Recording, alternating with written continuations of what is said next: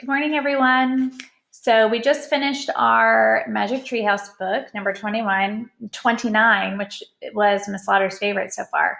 And our next book is number 30, which I did order, called Hurricane Heroes in Texas. But I didn't really want to start this book on a Thursday because then we're always kind of pausing over the weekend. I'd like to start this book on Monday. So what I thought I'd do is for Thursday and Friday, I would just pick a story to read to you. And then tune in Monday, we will start our new Magic Treehouse book. So for today, I have this book, which is called The Flying Dragon Room. This book is written by Audrey Wood, and it's illustrated by Mark Teague. All right, let's see. It says, "It all happened because of the Flying Dragon Room, or so they say, though Patrick didn't know that at first. It was summer, and Patrick's mother and father had hired Mrs. Jenkins to help them paint the house. Patrick wanted to help paint too, but his parents just thought he would get in the way. That's when Mrs. Jenkins brought out her special tools. I just built something fun with these," she said. "Why don't you borrow them and see what you can make?" All right. Let's get the picture there. All that week, while the house was being painted, Patrick worked in the backyard with Mrs. Jenkins' special tools. On Saturday, he invited everyone, including baby Sarah, over to see his new place. "Get ready for the backyard surprise of your life," he said. "Mrs. Jenkins gets to push the invisible button." And Mrs. Jenkins did. See, she's pushing it. And when she did, a door in the ground slowly opened. Ooh. Everyone followed Patrick down the steps, through a dark tunnel, and into a large cavern. "Welcome to the subterranean room," Patrick said. "Step right this way for a tour of the small creature garden."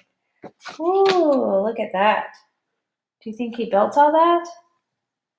That's amazing. "Egads," Mother explained. "What are those creepy crawly things?" "Don't worry, Mom," Patrick said as he handed her one. "They wouldn't hurt a flea." "Where does that go?" Father asked, pointing to a strange ladder. "That's to get to the next room," Patrick exclaimed. "We must climb the zigzaggedy ladder."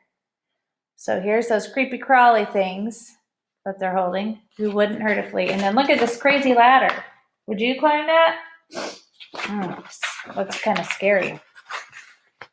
"Welcome to the bubble room," Patrick said. Mrs. Jenkins peeked through an enormous puzzle.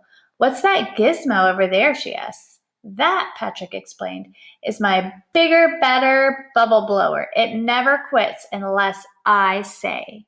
And then he whispered, "Yeah, you have to say this to get it to quit. Obble, obble, no obble bubs." "Oh no," Mother cried. "Where's baby Sarah?" "Follow me," said Patrick. "I know where she went." Look at that bubble room. So much fun. "Welcome to the food room," he said. "There's plenty for all. Help yourself." The hungry travelers gathered treats of every kind. Then they sat down to eat. Ooh, look at all that food.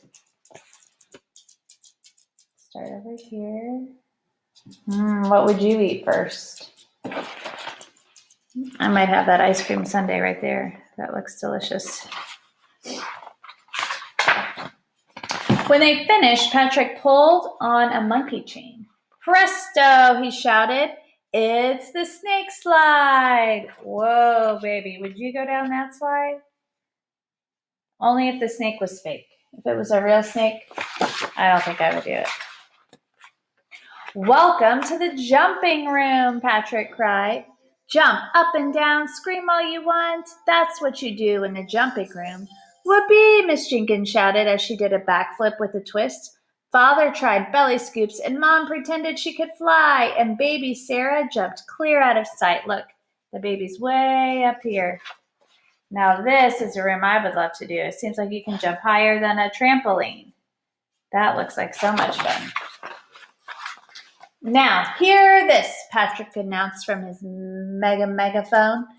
"Jump aboard the Jolly Mermaid. It's time to sail." Whoa, now they're getting on a boat. This is quite the adventure they're having. Grasping the wheel, Peter steered the Jolly Mermaid through the dark waters. Oh no, Mother cried, what's that? Frothy water began to swirl around the boat. Fire and vapor shot up from the salty depths.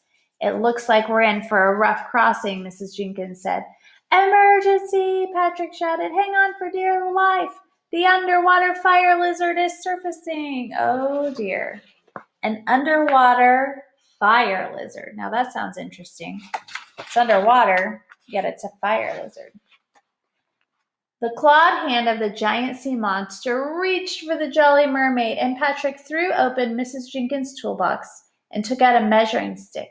Pointing the measuring stick at the creature, here he is, he's pointing it at the creature, he shouted, Water lizard, fireworm, X''S, shrink, shrink, shrink.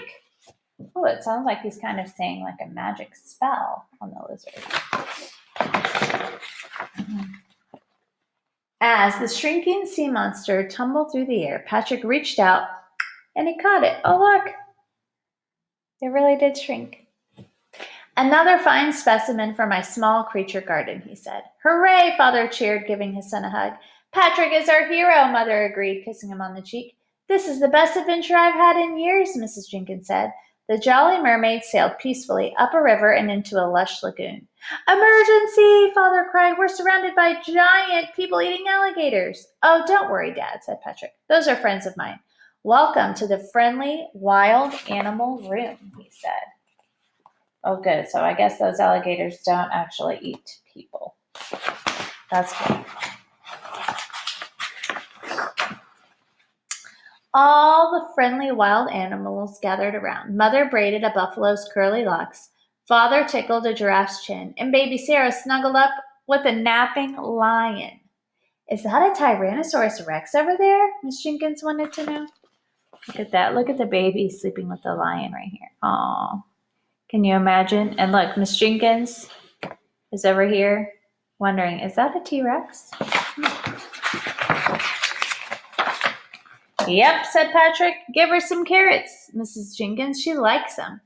Why, she's just as tame as a kitten, Miss Jenkins said. I love your place, Patrick. There's no place like my place, he agreed. Perhaps, Mrs. Jenkins said with a wink. You haven't ever seen my place yet. Your place? Patrick exclaimed. Yep, she said. Everyone's invited to my place tomorrow morning. Mrs. Jenkins blew on her whistle.